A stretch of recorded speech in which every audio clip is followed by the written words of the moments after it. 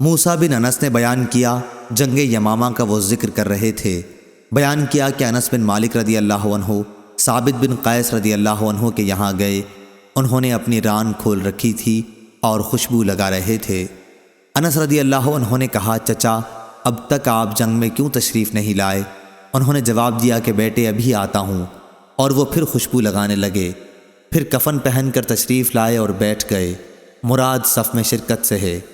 انس رضی اللہ عنہ نے گفتگو کرتے ہوئے مسلمانوں کی طرف سے کچھ کمزوری کے آثار کا ذکر کیا تو انہوں نے فرمایا کہ ہمارے سامنے سے ہٹ جاؤ تاکہ ہم کافروں سے دست بدست لڑیں۔ رسول اللہ صلی اللہ علیہ وسلم کے ساتھ ہم ایسا کبھی نہیں کرتے تھے، یعنی پہلی صف کے لوگ ڈٹ کر لڑتے تھے، کمزوری کا ہرگز مظاہرہ نہیں ہونے دیتے تھے۔ تم نے اپنے دشمنوں کو بہت بری چیز کا عادی بنا دیا ہے۔ تم جنگ کے موقع پر پیچھے ہٹ گئے، وہ حملہ کرنے لگے۔ اس حدیث کو حماد نے ثابت سے اور انہوں نے انس رضی اللہ عنہ سے روایت کیا۔